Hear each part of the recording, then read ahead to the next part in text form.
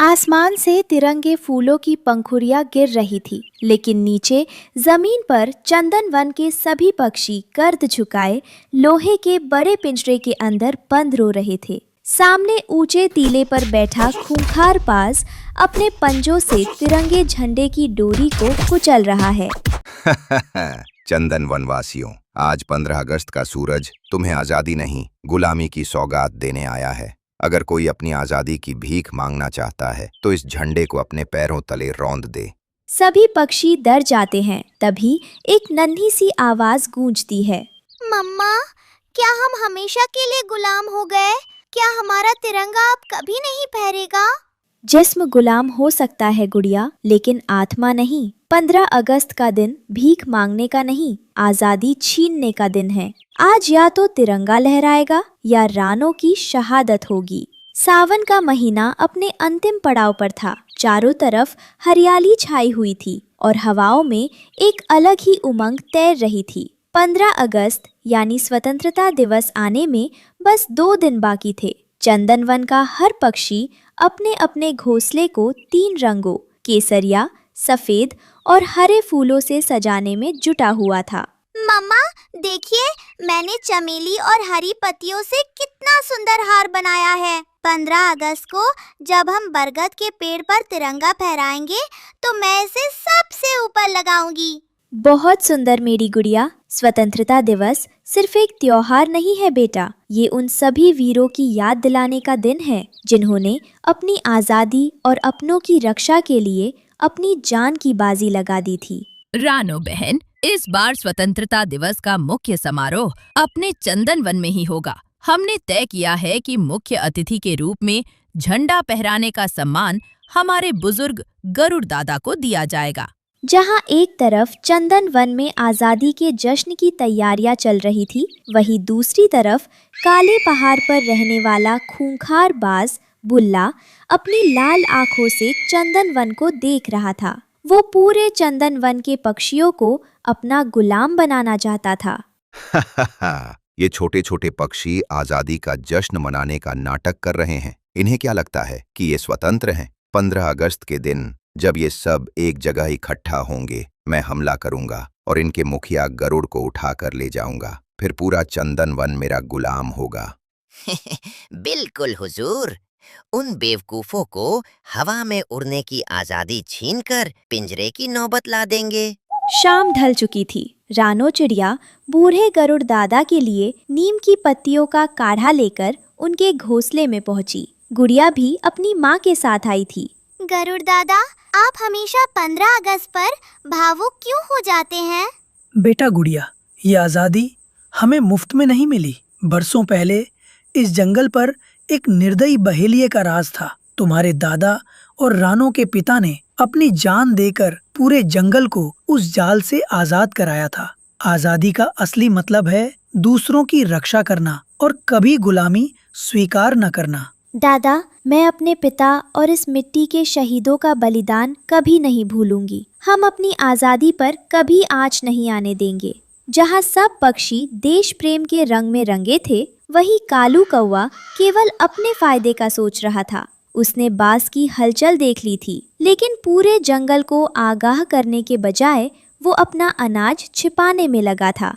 कालू जी, सुना है बाज का हमला हो सकता है। हम यहाँ से भाग क्यों नहीं जाते? अरे गोरी, हमें क्या लेना देना। अगर बाज गरुड़ या रानों को उठा ले जाता है तो ले जाए, हम तो अपना दाना बचाएंगे और आराम से रहेंगे। रानो वहाँ से गुजरते हुए कालू की बात सुन लेती है। कालू भैया, जो इंसान या पक्षी केवल अपने स्वार्थ के बारे में सोचता है, वो कभी आज़ाद नहीं हो सकता। जब जंगल पर संकट आएगा तो तुम भी अकेले नहीं बचोगे। आज़ादी एकता से मिलती है, स्वार्थ से नहीं। 15 अगस्त की पावन सुबह आई। सूरज की सुनहरी किरणें पूरे जंगल को सराबोर कर रही थी।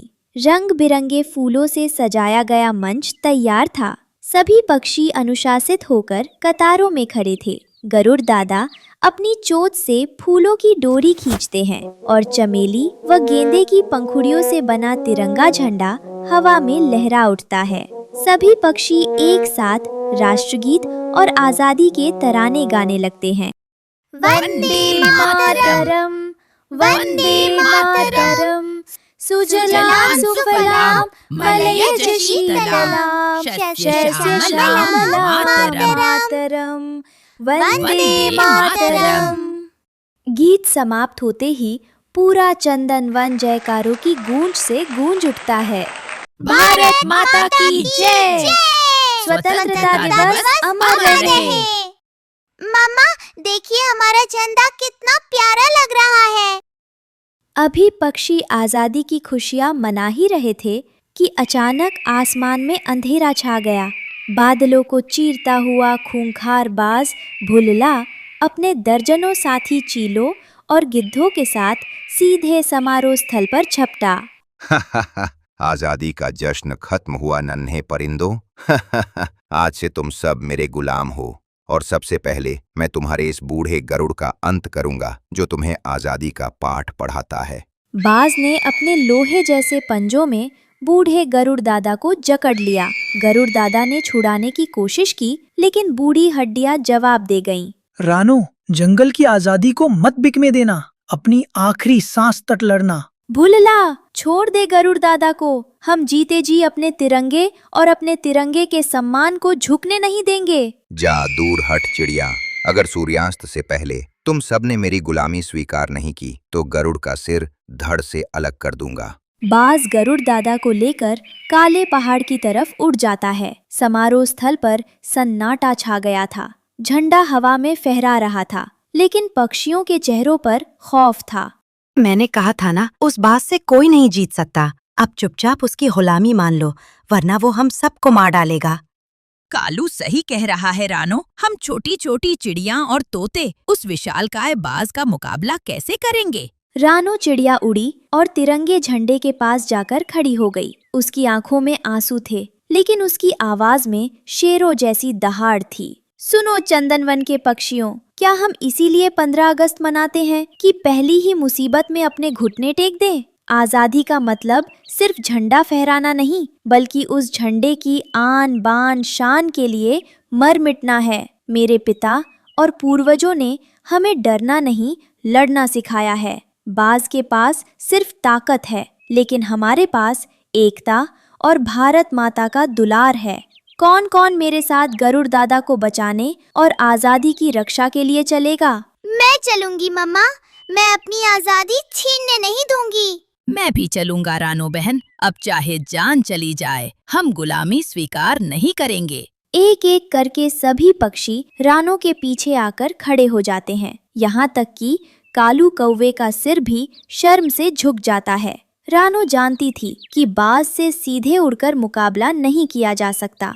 उसने अपनी बुद्धि का इस्तेमाल किया। वह तुरंत जंगल की मधुमक्खियों की रानी और चीकू चूहे के पास पहुंची। मधुमक्खी माँ, आज हमारे जंगल की आजादी खतरे में है, हमें आपकी मदद चाहिए। रानो बेटी, देश और जंगल की आजादी के लिए हमारी पूरी फौज तुम्हारे साथ है। चीकू भैया, तुम अपने चूहों के साथ काले पहाड़ की रस्सियाँ और जाल काटोगे। मधुमक्खियाँ बाज की आंखों पर हमला करेंगी और हम पक्षी एक साथ आसमान से पत्थरों और लाल मिर्च की बौछार करेंगे। सूरज ढलने ही वाला था। बाज गरुड़ दादा को एक चट्टान से बांधकर उनका नजारा ले रहा था। तभी अचानक आसमान में शंखनाद हुआ और रानो चिड़िया की अगुवाई में हजारों पक्षियों का झुंड काले पहाड़ पर टूट पड़ा। ये क्या? ये नन्ही चिड़ियां यहाँ मरने आई हैं? हम मरने नहीं, तुझे आजादी की ताकत दिखाने आए हैं। हमला! आसमान में एक ऐतिहासिक युद्ध शुरू हो गया। रानो के इशारे पर हजारों जहरीली मधुमक्खियों ने बाज और उसके चीलों पर धावा बोल दिया। बाज अपनी आंखें मलने लगा। चीकू चूहा तुरंत जाकर गरुड़ दादा के बंधन काट देता है और उन्हें मुक्त करा लेता है। आह, मेरी आंखें, मुझे कुछ दिखाई नहीं दे रहा। अब चिड़ियों का वार देख बाज। सैकड़ों गौरैया और तोतों ने अपनी चोंच में सूखी लाल मिर्च के गुच्छे दबा रखे थे। उन्होंने सीधे बाज की आंखों और मुंह में तीखी मिर्चों का पाउडर झोंक दिया। बाज दर्द से चीखता हुआ अपनी जान बचाने के लिए चट्टानों से टकराने लगा। जो बाज खुद को जंगल का राजा समझता था, आज वो नन्हे पक्षियों की एकता के सामने जमीन पर पड़ा छटपटा रहा था। उसके पंख टूट चुके थे और उसे अपनी गलती का एहसास हो चुका था। मुझे माफ कर दो रानो, मुझे माफ कर दो गरुड़ दादा। मैंने तुम्हारी छोटी कातिल टोली को कमजोर समझा था। मुझे मत मारो, मैं कभी चंदन वन की तरफ आंख उठाकर भी नहीं देखूंगा। भारत की मिट्टी और आजादी का संस्कार हमें किसी असहाय को मारना नहीं सिखाता। जाबाज, तुझे जीवन दान दिया, लेकिन याद रखना, एकता और देशभक्ति के आगे दुनिया की कोई ताकत नहीं टिक सकती। शाम के समय जब डूबते सूरज की केसरिया किरणें आसमान में बिखरी थी, पूरा पक्षी मंडल गरुड़ दादा और रानो चिड़िया को शान से लेकर चंदनवन वापस पहुंचा। कालू कौवा झंडे के पास खड़ा होकर रानो के सम्मान में तालियां बजा रहा था। रानो बहन, आज तुमने मुझे सिखा दिया कि असली आजादी क्या होती है। आज से मैं कभी स्वार्थी नहीं बनूंगा। ये चंदनवन तुम्हारा ऋणी है। 15 अगस्त की वो शाम चंदनवन के इतिहास में अमर हो गई। फहराता हुआ तिरंगा झंडा हवा में लहरा रहा था और उसकी छाया में रानो अपनी बेटी गुड़िया को सीने से लगाए खड़ी थी। मम्मा, आज मुझे समझ आया कि हमारे दादाजी और शहीदों ने क्यों अपनी जान दी थी। आजादी बहुत अनमोल है ना मम्मा? हाँ मेरी गुड़िया, ये तिरंगा सिर्फ कपड़े का टुकड़ा नहीं, हमारे स्वाभिमान, हमारी एकता और हमारे शहीदों की सांसों की डोरी है। जब तक चंदन वन में एक भी चिड़िया जिंदा है, ये झंडा ऐसे ही शान से लहराता रहेगा।